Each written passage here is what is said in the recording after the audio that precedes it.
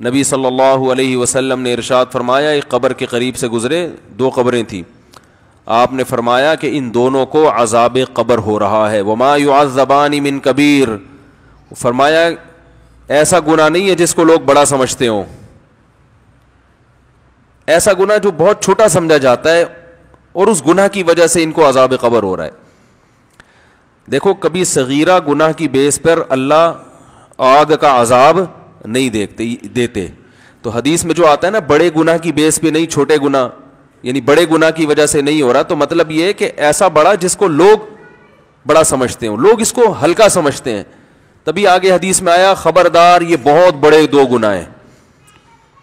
تو بعض دفعہ ہم کسی گناہ کو ہلکا سمجھتے ہیں لیکن اللہ کی نظر میں وہ گناہ بڑا ہوتا ہے۔ ہم بڑا سمجھتے ہیں زنا کو، یقیناً یہ بڑا گناہ ہے، ہم بڑا سمجھتے ہیں شراب کو، یہ یقیناً بہت بڑا گناہ ہے، ہم بڑا سمجھتے ہیں قتل کرنے کو، یقیناً بہت بڑا گناہ ہے، نماز قضا کرنا بہت بڑا گناہ ہے، شرک کرنا، والدین کو اذیت پہنچانا، لیکن کچھ گناہ ایسے ہیں جو ہیں تو بڑے مگر سمجھے جاتے ہیں چھوٹے۔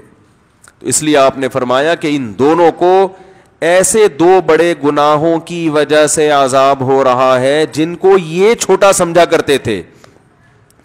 ان میں ایک فرمایا ایک ان میں پیشاب سے نہیں بچتے تھے، پیشاب سے احتیاط، اسلام میں طہارت کی بہت ویلیو ہے، کہیں بھی کھڑے ہو کر دھار مار دی اور چھینٹیں پڑ رہی ہیں، کوئی فکر ہی نہیں ہے۔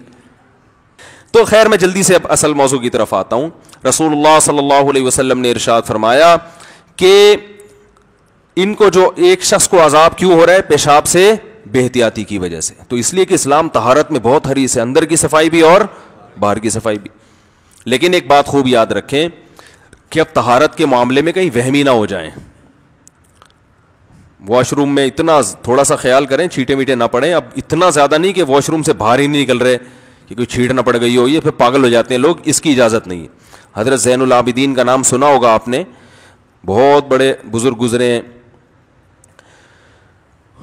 تو وہ کیا کرتے تھے کہ امام زین العابدین جن کو کہا جاتا ہے، حضرت حسین جب کربلا میں شہید ہوئے نا تو ان کی نرینہ اولاد میں وہی بچے تھے، تو وہ کیا کرتے تھے احتیاط کی وجہ سے کہ جب انہوں نے پیشاب کے بارے میں حدیثیں سنی تو ایک بوتل رکھتے تھے اپنے ساتھ، جب بھی پیشاب کرتے اس بوتل کے اندر کرتے تاکہ چھینٹیں نہ پڑیں۔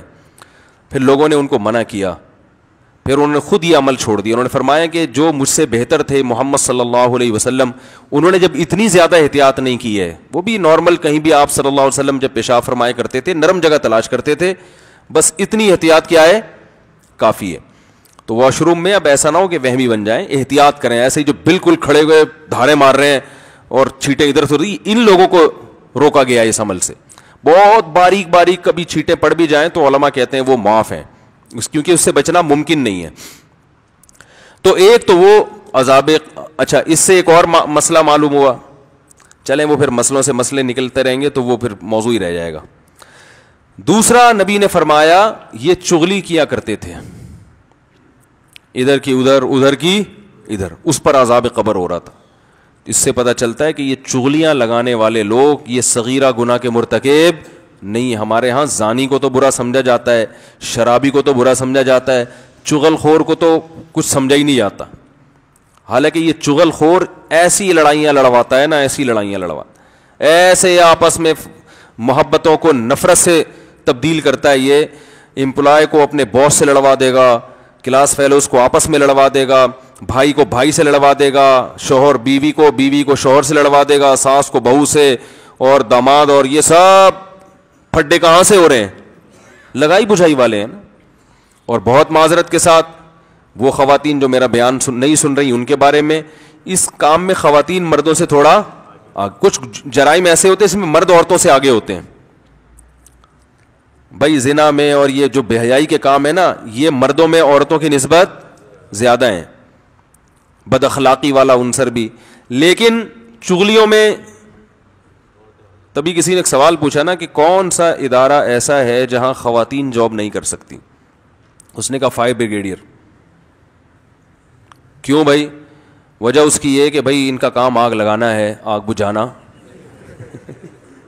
بھائی میں پہلے بتا دوں, الٹے سیدھے کمنٹس آنا شروع ہوتے ہیں یوٹیوب پہ. جو خواتین یوٹیوب پہ فیس بک پہ بیان سن رہی ہیں ان کو میں نے کہا ہی نہیں ہے, آپ کو کہا ہی نہیں, آپ کے علاوہ کی بات ہے. تو اب پھر ہمیں یوں کہہ رہا, آپ کو کہہ ہی نہیں رہا میں, آپ کے علاوہ کو کہہ رہا ہوں. تو گھروں میں لڑائیاں کون لڑوا رہی ہے؟ نندے جٹھانیاں کرتی ہیں نا یہ کام. تو چغل خور قرآن کیا کہتا ہے, حدیث کیا کہتی ہے, یہ صغیرہ گناہ نہیں ہے. اس لیے خواتین سے ہاتھ جوڑ کے کہتا ہوں اپنے گھروں میں آگ نہ لگاؤ, اپنے بھائی کو بھابھی کے خلاف نہ ورغلاؤ, بھابھیوں کو شوہر کے خلاف نہ ورغلاؤ, بہو کو ساس کے خلاف نہ ورغلاؤ.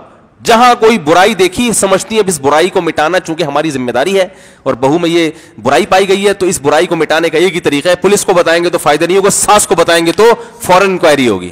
ڈائریکٹ جا کے کس کو رپورٹ کراتی ہیں؟ ساس. پولیس کو بتا دو, خدا کی قسم اتنا بڑا مسئلہ نہیں. ساس کو بتا دیا تو بس وہ تو پہلی جلی بھنی بیٹھی ہوئی ہے.